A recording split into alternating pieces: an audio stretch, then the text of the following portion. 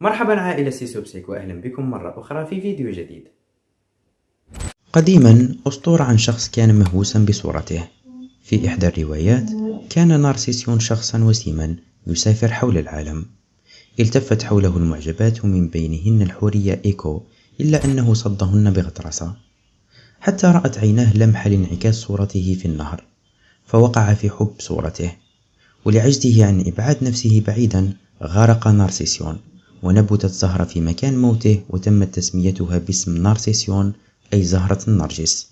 الأسطورة توضح الفكرة الأساسية للنرجسية: الترفع وأحيانا حب الذات المؤذي للنفس. إنها في الحقيقة مجموعة من السمات مصنفة ويبحث فيها من قبل علماء النفس. التعريف العلمي للنرجسية هي أنها صورة للنفس متكلفة ومبالغ فيها، وبدرجات مختلفة. يعتقد النرجسيون أنهم الأفضل، الأذكى، والأكثر أهمية من الآخرين لأنهم يستحقون معاملة خاصة.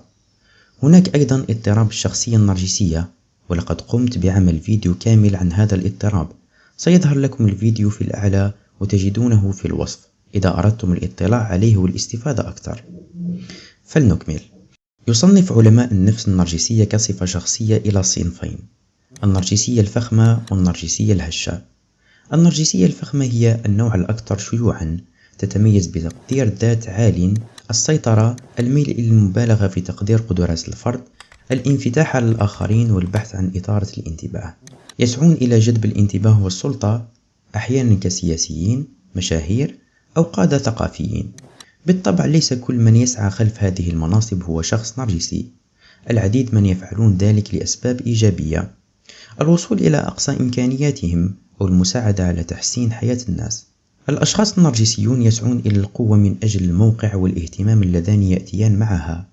من ناحية أخرى يكون أصحاب النرجسية الهشة هادئين ومتحفظين، لديهم حس عال من الاستحقاق، لكن يسهل تهديدهم وإهانتهم، وتقدم هذه الأخيرة دفاعا وتجنبا وحساسية في العلاقات الشخصية. يلجأ صاحب هذه الشخصية إلى عزل نفسه داخل قوقعة من حب الذات، لأنه غير قادر على التعامل مع المجتمع بشكل طبيعي. وفي كلا الحالتين يظهر الجانب المظلم للنرجسية على المدى الطويل، ويميل النرجسيون إلى التصرف بأنانية، حيث يتخذون قرارات فيها مجازفة أو غير أخلاقية. كما يمكن أن يكون الشركاء النرجسيون مخادعين أو غير مخلصين، وعندما يتحدى أحدهم نظرتهم الوردية لأنفسهم فمن الممكن أن يصبحوا عدوانيين. إنها كالمرض، حيث يشعر المريض بأنه بخير، لكن الناس حولهم هم من يعانون. وفي أقصى حالتها يصنف هذا السلوك كالاضطراب النرجسي النفسي، وهو يصيب 1% إلى 2% من السكان، وخاصة الرجال. كما أنه تشخيص يقتصر على البالغين فقط. الصغار وخصوصا الأطفال من الممكن أن يكونوا مهتمين بأنفسهم فقط، لكن هذا من الممكن أن يكون مرحلة طبيعية في نموهم. في الإصدار الخامس من الدليل التشخيصي والإحصائي للاضطرابات النفسية تعطي سمات عديدة مرتبطة بالاضطراب النرجسي النفسي، تشمل النظرة المتفاخرة للنفس، مشاكل بالتعاطف، الشعور بالاستحقاق ولحاجة الإعجاب والاهتمام، ما يجعل هذه السمات اضطرابا حقيقيا للشخص، لأنها تسيطر على حياة الناس وتتسبب في مشاكل كبيرة. تخيل بدلا من العناية بأصدقائك وأطفالك تستغلهم كمصدر للاهتمام والإعجاب بك. حسنا، ولكن ما هو سبب النرجسية؟ أظهرت دراسة التوائم وجود عامل جيني قوي، مع عدم معرفتنا بالجينات المسببة لذلك.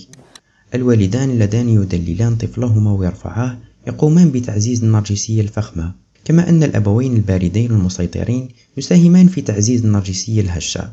ويبدو أن النرجسية أعلى في المجتمعات التي تقدر الفردية والترقية الذاتية. مثلا في الولايات المتحدة زادت النرجسية كصفة شخصية منذ السبعينيات، وقامت وسائل الإعلام مؤخرا بمضاعفة احتمالات تقدير الذات، رغم أهمية ملاحظة عدم وجود دليل واضح على تسبب الإعلام الاجتماعي في النرجسية. إذن هل يستطيع النرجسيون التحسن؟ نعم، كل ما يحسن الانعكاس الجيد في سلوكهم والاهتمام بالآخرين، مثل العلاج النفسي أو تجربة التعاطف مع الآخرين، يمكن أن يساعد كثيرا. كما أن تحسين التواصل مع الآخرين بحيث تكون العلاقة أكثر حميمية ومتعة وإرضاء. فهم أسباب الانفعالات، انعدام الثقة بالآخر أو احتقار النفس والآخرين. إذا أعجبكم الفيديو لا تنسوا الإعجاب به، الاشتراك وتفعيل زر الجرس في قناة سيسوبسيك لمشاهدة المزيد من الفيديوهات المرحة والتعليمية. كان هذا الفيديو اليوم، أتمنى أنكم استفدتم منه. لا تتردد في مشاركة الفيديو مع شخص أو أشخاص لتتم الفائدة على الجميع ودعم المحتوى التعليمي. كما هو الحال دائما، أريد فقط القول أن المعلومات المقدمة هنا هي لأغراض تعليمية فقط. إذا كنت بحاجة إلى استشارة أو علاج صحتك العقلية فيرجى الذهاب والبحث عن أخصائي الصحة العقلية المؤهل. دمتم في أمان الله. سلام عليكم.